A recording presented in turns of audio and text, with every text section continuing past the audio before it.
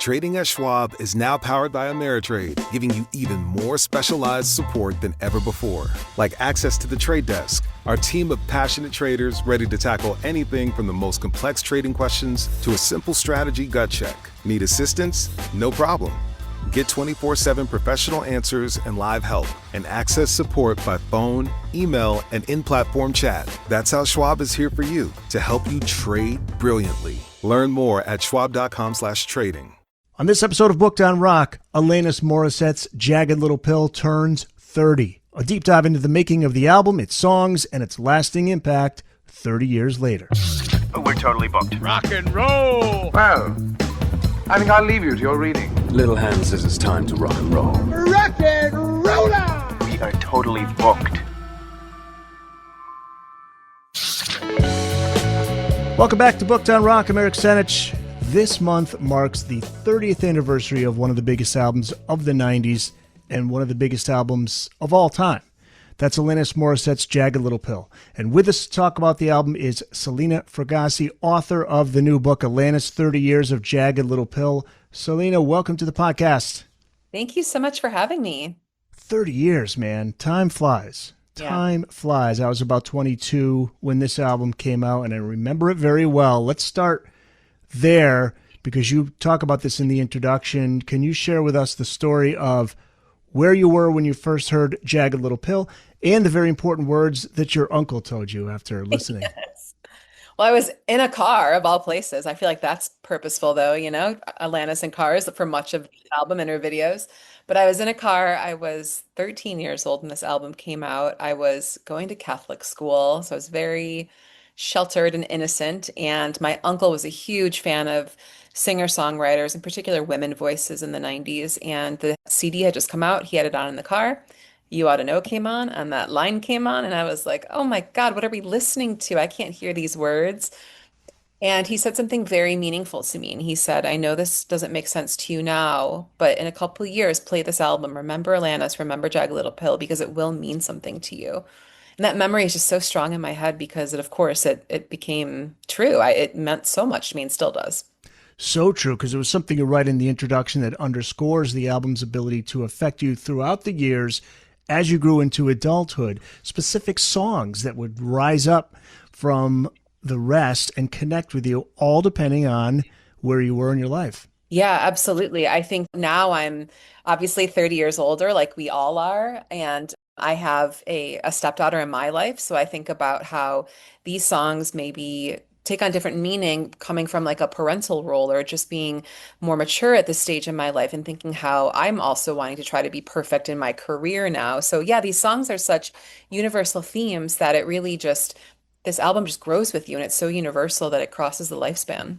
She had some great musical influences early on. Bob Dylan, now listening to her play the harmonica, now I think about, after reading the book, I know that's where she was inspired to play the harmonica, but also I see why she's such a great lyricist, because she was very well read as a child. Yeah, she was. So in the household, she had a twin brother, Wade, and her older brother, and they were not allowed to really watch TV. It was more about reading and the arts. And she was a very well-read kid, and she started writing from the age of 10. She wrote her first song. I mean, literally had a song published at 10, which is crazy. But yeah, and the house had, her parents were very into folk music. That really became instrumental when she started working with Lindsay and Morgan, who were a folk group out of Canada. They actually helped her when she was a child because they believed in her. And so, in addition to Bob Dylan, there was Olivia Newton-John, there was Madonna. As she got older, she loved Sinead O'Connor. So yeah, there's a big melting pot of influences that came with Alanis. Jagged Little Pill was Alanis's first international release, but she had released 2 albums before this. Not sure how many people know about this, but she was a big star in Canada. Give us a brief lead up to the point when Alanis records this album. She wasn't even 20, but there was concern that her career was over at the age of 20. Yeah, it's incredible to think about because she did start so young and there was such promise. She was signed to MCA Records Canada when she was 14 years old, and she released 2 albums in 1991 and 1992 back to back. And they were very pop. They were very contemporary, Paula Abdul, Janet Jackson kind of influences. Only in Canada, though. They were never distributed in America. There were, I think, a few reasons for that. I think they tried to get them distributed here, but we already had the gamut of our own pop stars here, and they just thought it would be overcrowded. Unfortunately, at that time, it was the idea of we already have this, token woman, we don't need more, sadly. And so I don't think many Americans really knew about that until more recently that she had this Canadian pop star past. But if you listen to the second album, it's called Now Is the Time. There's a track on there called Real World. And if you watch the video, you can see hints of the Jagged songwriter starting to emerge. She's making some very big statements about the world and being a woman, and they're very provocative in the video. And her label was telling her, you can't do this. You were such a huge star. She won Juno Awards for the debut that she had, self-titled, the year prior. You can't change. You're our moneymaker right now. And she said, the heck I can't. And she was dropped by them. She calls it a blessing in disguise. And she very could have well been a one-hit wonder and not ever become an international star. Could have stayed just relegated to Canada, but things changed for her. There were important people we need to mention because they play a huge role. Tell us about Scott Welch first. Yeah, so Scott Welch was her Jagged Little Pill era manager. So not her first manager, but during the Jagged Little Pill era. And I actually talked to him for this book. He stayed with her for about 10 years, but he was very instrumental. He knew the A&R rep from MCA Records Canada, John Alexander, who really believed in Alanis. He was the one to sign her when she was 14. And even when MCA dropped her, he gave seed money for her to really keep going with it and come to America. And Scott knew Glenn Ballard, who of course became Alanis's collaborator, co-writer, producer. And it just, all the puzzle pieces kind of came together. And the way that Scott and Alanis's early publicist, Mitch Schneider, who I also talked to in the book, the way that they really marketed her, branded her, the opportunities they got her were very, very well thought out. And I think all of it kind of had a domino effect in terms of how this snowballed. Glenn Ballard and Alanis hit it off immediately. It's such a great story. Let's get to that now. I have to read this excerpt from your book before asking you how they met. You write, quote, "In reality, the modesty with which Jagged Little Pill was made is remarkable and stands in stark contrast to the cultural juggernaut and record breaker the album became in the years after.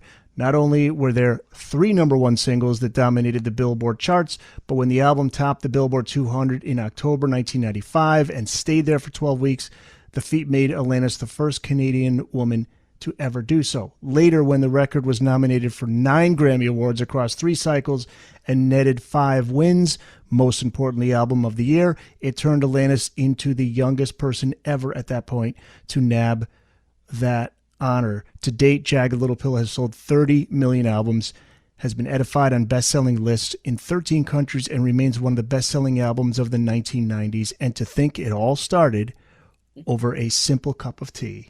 So tell us how the two met and how quickly they hit it off, despite being an unlikely pair, right? At least on the surface. Yeah, it's funny because they seem like it, right? There was a big age discrepancy. Glenn was about 20 years older than her. Glenn had already had a career, very successful career in music. He was an apprentice of Quincy Jones back in the day. He had worked with Wilson Phillips and Paula Abdul, had a ton of hits to his name. And he was approached by the management and Scott Welch and John Alexander about this Canadian songwriter and would he give her a chance? And something about like the demos he kind of heard, her previous albums, he heard something and he wanted to.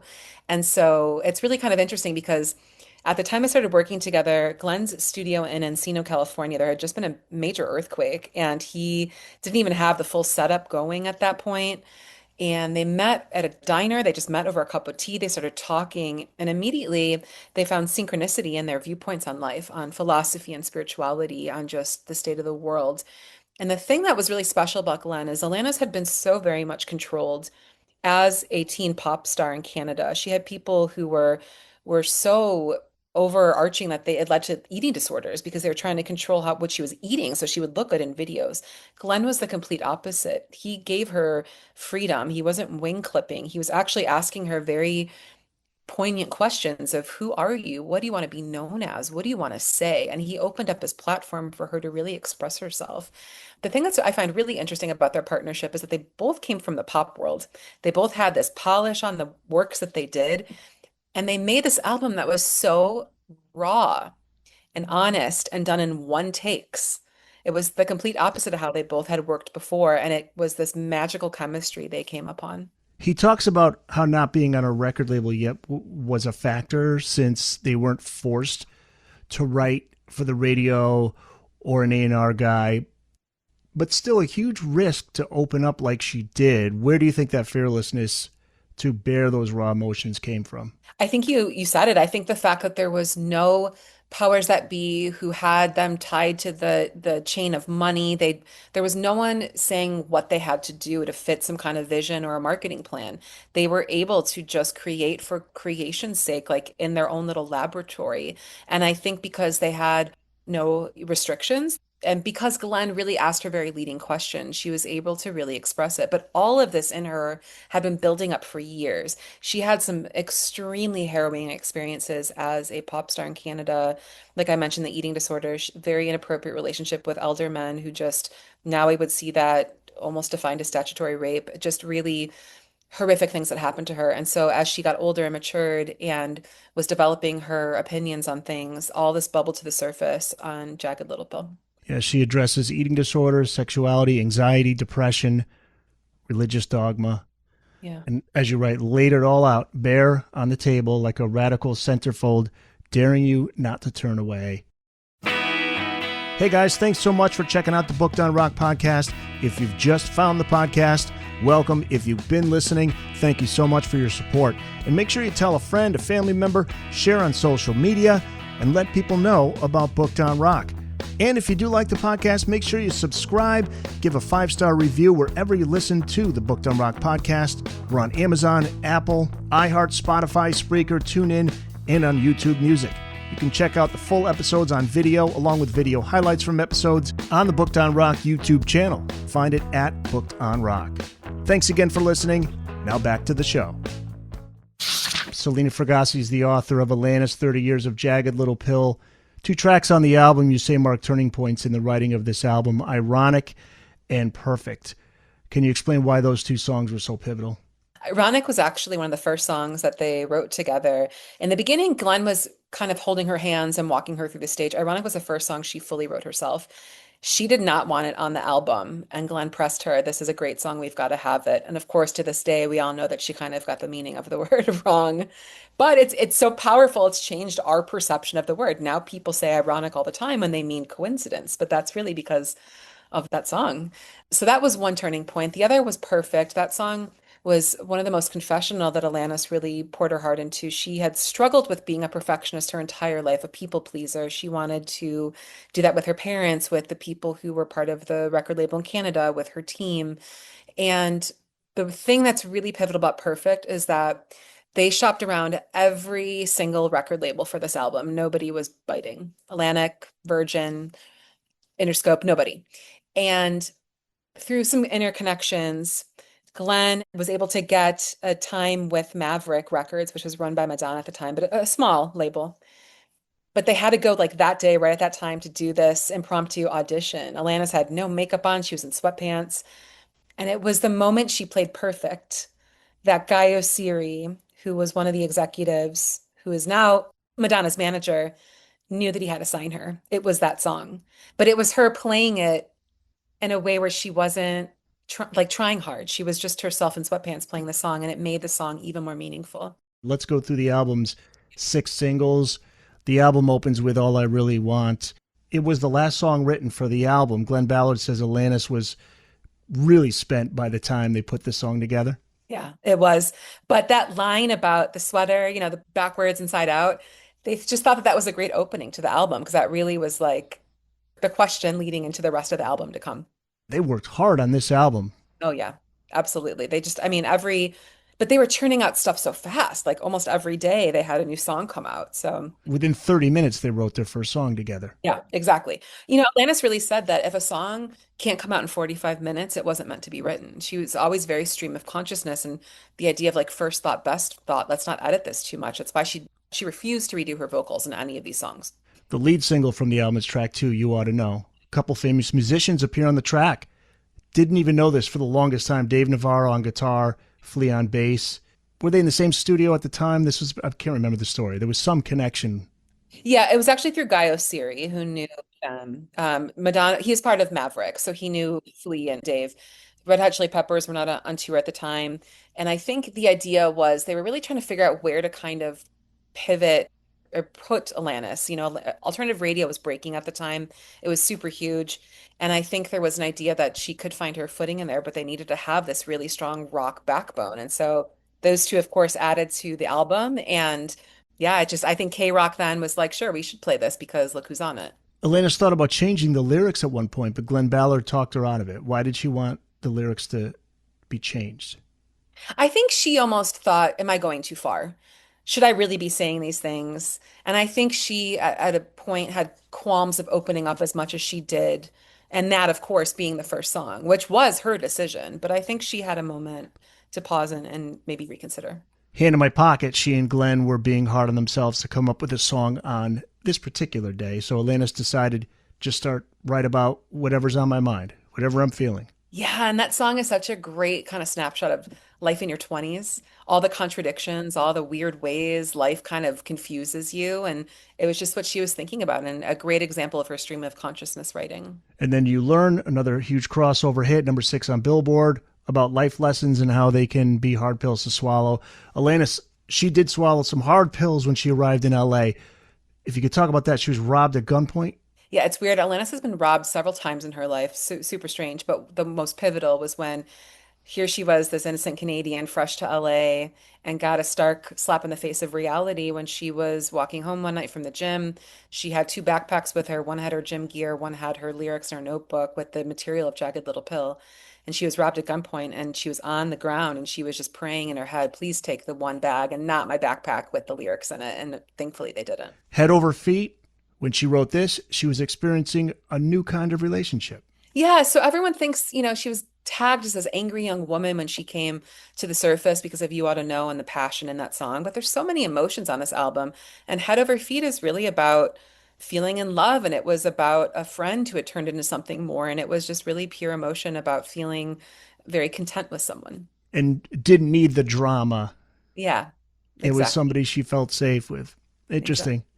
And you did mention ironic. This all started with something she said while she and Glenn were having lunch. Yes. So they actually would meet for meals. That's how they would start their sessions. They would just have a conversation, tea, food in a studio, and that's how they would get the sort of wheels moving and turning to start creating the song for that day. And I had no idea she took so much heat from the grammar police on the song. I really didn't know. Who cares? The song's great. I But know, yeah, but she could have was called such it a good sport. coincidental, right? If she could. I know, but like it wouldn't have the same ring to it. But it's, she's been a good sport about it. She's redone the song for modern times. She did it during COVID about waiting for your Amazon package to arrive. I mean, she's been a good so, Yeah. So of the 6 singles, you got a personal pick and why? My favorite's actually not a single on the album, and it's changed over time. So I would probably have said in the beginning it's You Ought to Know, but like most people. But I think as time went on and as I listened to this album and researched this book, it really became Right Through You. That Oh, I became love that song. yeah, Yes. I mean, I love the music on that song. I love the passion on that song. There's just so much. She's taking aim at very specific people. Everyone thinks on You Ought to Know who's that song about. Is it Uncle Joey? We still don't know. Right Through You was about the label executives that would not give her the time of day and kept trying to change her. Uncle Joey from Full House. Full House. Yeah, right, right. Boy, yeah, Right Through You. Mary Jane's great, though. I love that one. Great song. Forgiven. Perfect. Yeah. What are the other ones? Not the Doctor and Wake Up. Yeah. What does Jagged Little Pill mean to you today, 3 decades later, when you listen to it? It's such an empowerment album. And I feel like, she was struggling with so many different emotions when she wrote it. But it's so convincing in a way of just taking the power back and feeling conviction in who you are and not being ashamed of all the feelings you have.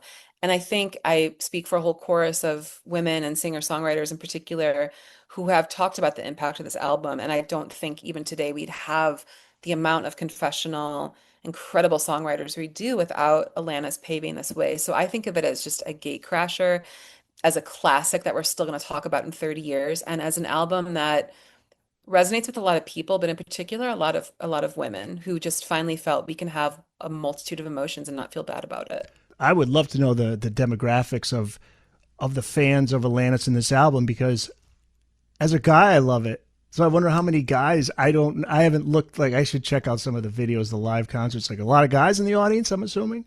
Yeah, I mean, obviously it's skewed very female centric, but men love this album. And I think because, yes, she has feminist anthems on it, of course, But this album really is just about life in your 20s, and it's angsty and it's rebellious and Yes. just it's so poetic and wordy. And so there's ways to grab so many different people into it that's again, it's what makes it universal and just has lived on this long. I remember thinking she was like a young female Springsteen when she came out. That's a great point. I think she's out on tour right now. She is, and I just saw her last summer actually, and she is doing a summer tour this year, I believe, as well. But and festivals this year too. She just played Beach Life, but she plays a lot of these songs, of course, because it's the music that really resonated with people. I don't think it would ever have been possible to follow this up with anything near as monolithic. I mean, 33 million albums worldwide is nothing to shake your head at. But she has kept going, and she's allowed her own journey as a woman, as a mother, really dictate what she starts writing about as well. She's always felt like this big sister to a lot of people because she's talking about very topical things that people are going through at different stages in their life.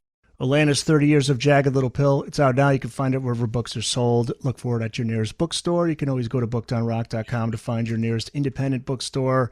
And where can people find you online? So I'm everywhere. I'm on all the social media channels besides TikTok, because I feel like I'm just probably too old for that.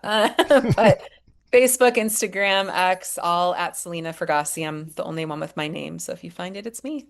Great. Selena, congratulations. The book is amazing, and you can't find a better publisher than Motorbooks. They always do a fantastic job putting these books together, so it's a home run. Yeah. Thank you so much, Eric. I appreciate the kind words.